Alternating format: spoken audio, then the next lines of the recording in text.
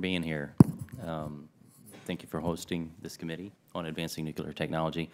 Um, This is an important topic, of course, for me because we have a nuclear plant in our district in Matagorda County. So it's important, of course, to the nation. Mr. McGinnis, you mentioned in your testimony that nuclear power plants service bedrocks to communities across the country, providing high-paid, skilled jobs to almost 500,000 Americans. Of course, this is true in Matagorda County in our district. What I hear from the folks at the nuclear power plant in our district is that regulatory oversight by the Nuclear Regulatory Commission is heavy with low-value inspections and regulations that do little for the safety of public but drive up the costs in an industry that's among the safest in the country.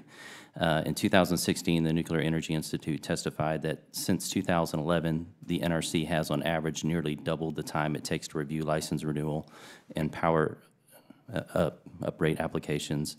A study by the American Action Forum discovered that the average nuclear power plant must comply with regulatory burden of at least $8.6 million annually, and a regulatory cost imposed on nuclear power plants by the NRC since 2006 have totaled $440 million. So, Mr. McGinnis, could you share with the committee the administration's view on the current regulatory environment? Thank you very much, and I do want to also give a huge shout out for Matagorda County with South Texas Nuclear Power Plant. It is just an absolute example of resilient power, having gone through extreme weather events and been there with some amazing stories of the commitment of the employees at that nuclear power plant and the leadership of the county. So I want to thank Matagorda County for the leadership for really the country. We appreciate that. With regards to the regulatory environment, I think, first of all, first principles is I believe that one can have an absolute top level of safety while seeking maximum efficiency, cost effectiveness, and speed. I believe it is possible to continue to realize greater efficiency in the regulatory process. I believe that the leadership that is now at the Nuclear Regulatory Commission understands that. We see a lot of, we see examples of them working hard to be as efficient as possible because time is money for these companies, and it is incredibly challenging to get these technologies, especially new innovative technologies, through a regulatory environment. And we want to do everything we can to support and not discourage these great innovators to come in and change the future of our nuclear energy landscape.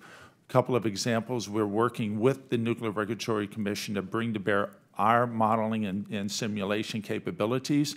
We have now the fastest supercomputer in the world now, and that's Summit and in Oak Ridge. We have tremendous capabilities. NRC uses our assets.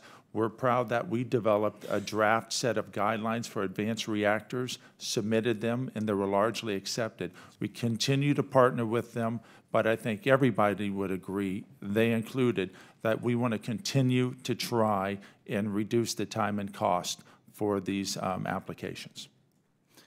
Thank you. Would you say that the current regulatory environment then matches, or what would be your opinion on the regulatory environment versus the successful track record of existing nuclear plants? Well, I think that for many understandable reasons, the regulatory environment is set up for the current reactors, large light water reactors. That's what we've had for decades and decades.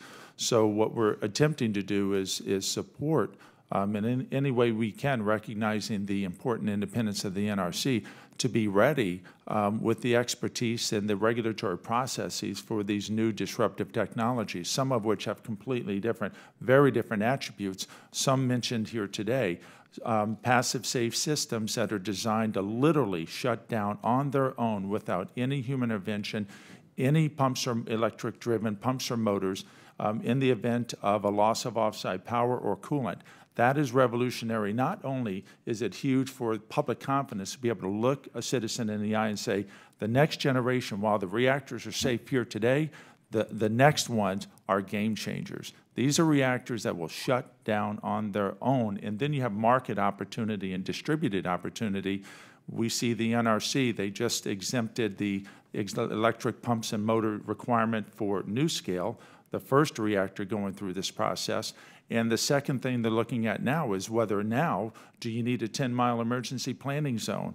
And if you don't, we have a distributed opportunity with safety built in that we never had, market opportunity. So I think there is a strong, significant progress being made, but certainly they are working hard at the NRC to get ready for an entirely new class of reactors. That's the challenge. Thank you.